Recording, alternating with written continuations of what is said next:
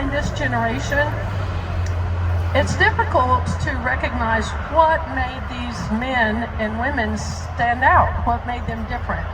And I think that what makes them different are not the measurables, but the immeasurables, the things that are not quantifiable. How do you measure dignity? How do you measure humility? How do you measure patriotism? How do you measure those things? And I think that's what separated these gentlemen and that generation from everybody else, is that they had unquantifiable amount of bravery and willingness to serve, and recognized that their sacrifice was going to be immeasurable for the future and affect millions of generations to come as they move forward. And so we come today to recognize them, to honor them, and to acknowledge the fact that they have some qualities that they had all their lives, that when it came to time to rise to the challenge, that they could. But it wasn't anything that could be taught, it wasn't anything that could be given, and it's not something that we can teach in school.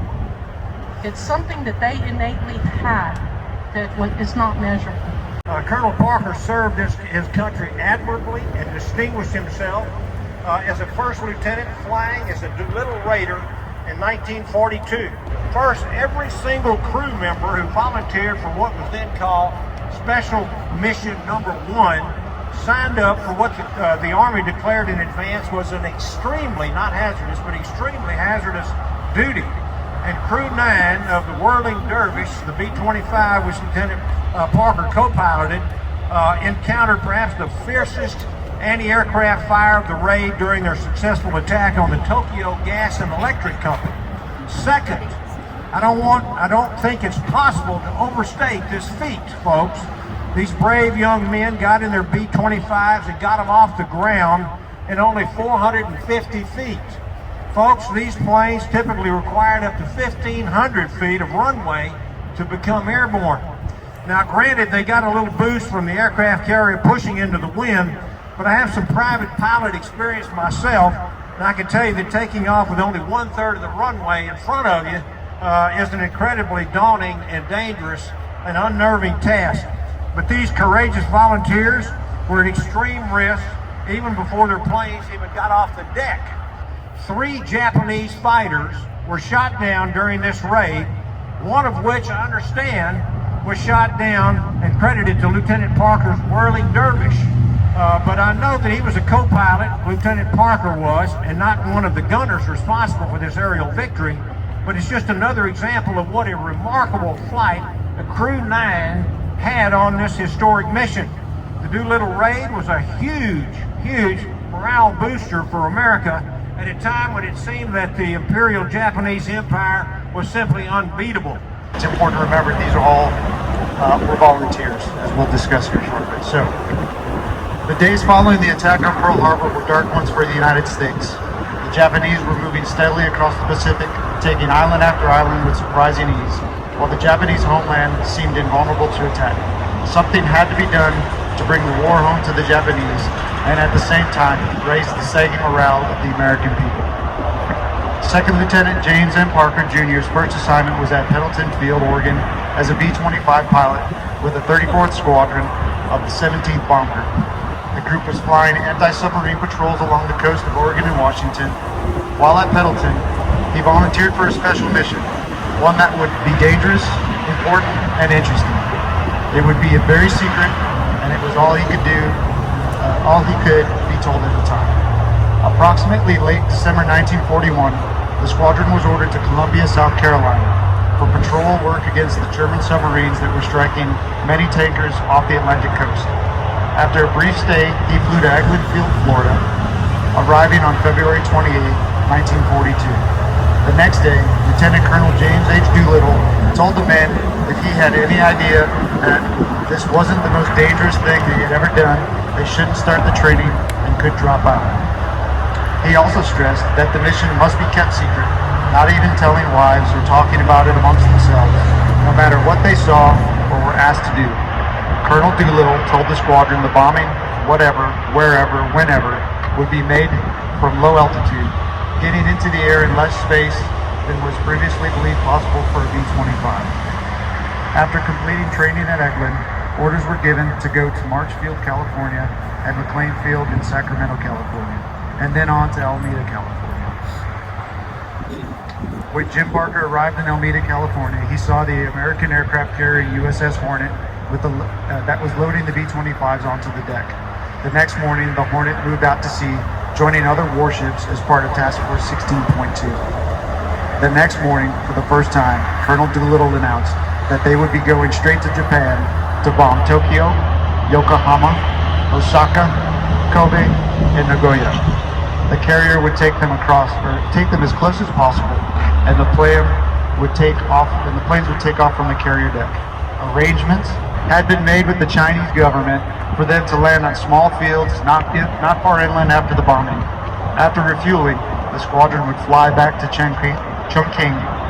Once more, Colonel Doolittle gave the men a chance to back out. They did not. Early April, north of Hawaii, the convoy was joined by Task Force 16.1 with other destroyers, cruisers, and aircraft carrier USS Enterprise. Now it was known as Task Force 16. Comprised of 18 ships with 10,000 naval personnel. The planned takeoff to be the evening of Sunday, April 19th. However, in the morning of April 18th, 2 Japanese patrol boats were spotted and destroyed. It was assumed the Japanese boats had time to send a warning to Japan. The mission was based on the presumption that the Navy could get within about 400 miles of the Japanese coast. Now, they were going to have to take off 800 miles east of Tokyo. In about 1 hour, the planes were ready, and the Hornet's speed increased to top speed. The wind and the seas were high, with water breaking over the Hornet's flight deck. Colonel Doolittle's crew, number 1, was the first to take off, circling the carrier and following the painted line on the deck that gave them the heading for the heart of Tokyo. After 7 minutes, more planes had similar takeoffs. The Whirling Dervish, with crew number 9, took off. 7 more planes made successful takeoffs following them. This was a single-file hit and run, each plane for itself. About 2,200 miles of non-stop, sluggish, low-level flying lay ahead, with no possibility of landing except ditching in the ocean. Because of the longer distance to Tokyo, the crew knew that they wouldn't have enough fuel to reach the designated landing field. After successfully dropping their bombs, crew number 9 proceeded towards eastern China. The weather became foggy and rainy, and darkness was approaching. The plane was very low on gas, so after 15 and a half hours in the air, the right engine coughed when the crew bailed out at about 2,400 hours. They came down through heavy rain and intense darkness, all parachuted safely with the exception of one pilot, Lieutenant Watson, who suffered a dislocated arm. The Doolittle Raid. I can tell you, I was talking to Andrew as an aviator, there was no business having B-25s take off the aircraft carrier. This doesn't make any sense what they did. And just to kind of set the stage, we had the bombing of Pearl Harbor a few months earlier. President Roosevelt wanted something to give the American public to cheer about. We had lost the Philippines, we had lost Wake Island. The Japanese were going across New Guinea, they were threatening Australia, our partner. Things were bad. Things were really bad when these crew members did this. Also, to kind of set you in the mood, this is what it felt like that day, that morning off in the northern Pacific. It was cold and dreary, and just like it is now, so hopefully you have a feeling for being there. So anyway, we'll get started. This is Lieutenant Parker's own words. We took off from the Hornet around 8:45, circled, and came back directly on the ship. Then we took up a heading of about 275 degrees, and about 20 minutes away from the ship, we sighted a vessel that looked like to be a good-sized fishing boat. Did not see any other ship until we got to the coast of Japan. We came onto the coast about 13:30, that's 1:30 local, about 35 miles north of Tokyo. There was an airport right on the coast. At this field, there seemed to be about 18 twin-engine bombers dispersed. Also, there were pursuits, that's fighter aircraft, warming up on the ramp. No airplanes took off after us from this field. We passed over 4 more airports on the way to Tokyo. In one place, there seemed to be an airplane factory. On the way in, it's daytime over Tokyo. Saw 5 training planes all in the air just north of the town. We started hitting AAA anti-aircraft fire. Continued to get the fire all the way across town. Our objective was right off the bay. There were barrage balloons out across the bay going up to a height of about 3,000 feet. We arrived at our objective just about 13:45, going about 230 miles per hour indicated. Dropped our bombs at 2,500 feet. I did not observe the damage done by the bombs because the sky was very full of anti-aircraft fire, and we were thinking about getting away from town. Our gunner said the pursuit made one pass and left when he opened fire on them. After leaving Tokyo, we went about 50 miles out to sea and then took up a heading of 250. We held this course until we were past the island. We sighted 2 cruisers and 1 battleship, and one of the cruisers opened fire on us and came close to hitting. After leaving the tip of the island, we took up a course of about 265, and we held this until the time that we bailed out. About 200 miles off the coast of China, we started running into low ceiling, and we stayed there as far as inland as we could.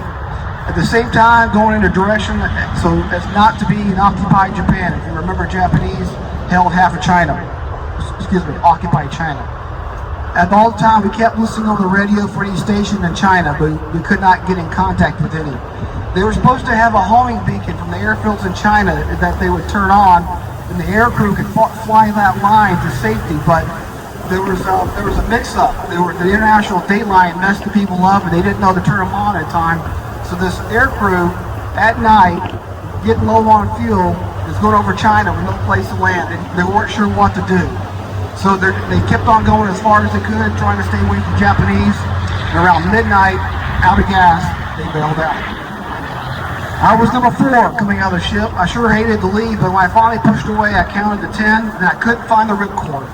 When I did finally find it, I pulled so fast and I knocked myself out and had a big knot on the side of my head for about 2 weeks. When I came to, I was about 25 feet from the top of a mountain, part by shooting a tree, and it was raining hard. I fired 3 shots in the air, and getting no answer or shots in return. I decided to sleep in the tree that night that my chute caught in and broke my fall. So I climbed the tree, wrapped as much as a chute around me, used some shroud lines to tie myself in the tree so I would not fall out, and I slept some more. I awakened at the crack of dawn, ate a candy bar, started following a little stream downhill. I came to a farmhouse, but I could not rouse anyone, so I kept on going, calling out the names of the rest of the crew, but no answer. About 9 a.m. I ran into Griffin, that's one of the crew members, and we decided we could do nothing staying in the mountains, so we kept going downhill with the stream. About 1 o'clock, we came to a little village that we had tried to make ourselves understood. After much gesturing, we finally made them understand that we wanted something to eat. We were so hungry that we did not wait for them to heat the rice. We did let them heat the second bowl. The first bowl we heated with hot pepper sauce. After trying to make them pay for the meal, Griff and I had a few pieces of silver, but we couldn't get them to take it, and we thanked them as best as we could. We had finished washing down the rice with a good drink of rye. We don't fly with that anymore, that I had left, and then we heard a noise. We looked back, and 2 little Chinese boys came running up to us, making a lot of noise and waving our arms, so we stopped. And we looked back the way we had come, and there was Scotty. There were 3 of us. So we started downstream again. At about 4:30, we decided we ought to try to find a place to stay, as we had been in the rain ever since we bailed out. We crossed the stream we'd been following, and followed a path that came into a clearing with one fairly large house and 2 small houses. We went up to the large house, and the Chinese inside the house were very cordial, even though they could not understand us. We did get them to understand that we'd like to get dry and warm. They brought us a charcoal burner, which put out very little heat, but after some more gestures, we got a good fire going on the dirt floor. We had taken our jackets off, our wet flying boots, and our flying clothes were all laying around us getting dry. We had our guns laying off to our side when Griff happened to look up and said, "Scotty." Then Scotty and I both looked up all around us. A very unpleasant sight.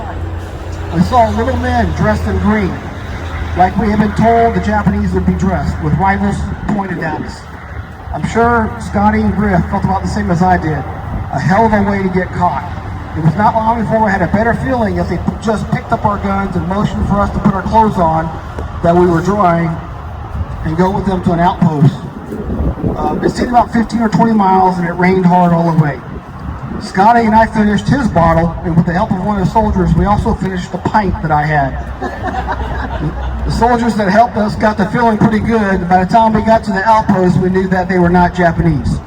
At the outpost, we were fed, our clothes were dried out, and we were given bunks to sleep in, and also some Chinese rice whiskey, which was so bad we had to drink it with hot tea to kill the taste. The following morning after eating, we set out with the soldiers. We didn't know where we were going. After about 15 or 20 miles, we came into a good-sized town. Here, there was an Irish missionary who told us we were in the capital of the province. We told him we were Americans and were trying to get to Chongqing. After finding out that we were Americans, we got our guns back. The people couldn't do enough for us. We stayed 6 days there, and during that time, Doc Watson, the pilot, and Pistol, the bombardier, came in. So our whole crew was together again. We were escorted about 60 miles over the mountains to a big town, the name which I can't remember. We stayed there and then to another town by a 1942 Ford station wagon with a Chinese driver that knew the brake, the accelerator pedal, and the horn. We made it to a town. We were there about 10 days while waiting for pickup on the airplane to Chongqing. We had a very good stay of about 10 days in Chongqing, then the flight to India. So after that, he went to Walter Reed Hospital, and he would join the 34th Bomb Squadron, the 17th Bomb Group, and he later went on to serve in North Africa, flying combat missions. After World War II, he served in various bomb groups and base service squadrons in Germany and the United States, and then he left active duty to join the Air Force Reserve, and he retired from the Air Force Reserve as lieutenant. I just want to read a couple of citations, and then I'll hand it back off here in a second. They include the Chinese Army, Navy, and Air Corps Medal. He was inducted into the Texas Aviation Hall of Fame. He was awarded the Task Force 16 citation, the Distinguished Flying Cross, and the Congressional Gold Medal. The Task Force 16 citation states in part, these raids were an enormous boost to morale of the American people, and it was the early dark days of the war, and a harbinger of the future for the Japanese High Command that had so foolishly awakened the sleeping giant. The Distinguished Flying Cross said for extraordinary achievement while participating in a highly destructive raid on the Japanese mainland on April 18, 1942. Lieutenant Parker volunteered for this mission, knowing full well the chances of survival were extremely remote, and executed his part with great skill and daring. And the Congressional Gold Medal says, one of the United States' 2 highest medals, by the way, for outstanding heroism, valor, skill, and service to the United States in conducting the bombing of Tokyo. So the last thing I'll leave you with is, you know, as Air Force, as military officers, we always ask, so what? What did this mean? And as we look back on the raid, tactically, maybe not a huge impact, but strategically, it helped us win the war. If you remember, not too long after this, we had the Battle of Midway. And because of this raid on Japan, it freaked the Japanese out. They pulled back their forces that they had forward deployed, and it allowed us to have success in Midway, which is the turning point in the Pacific, and it helped us go on and to win the war. So again, thank you very much. And thank you, Mr. Kubler.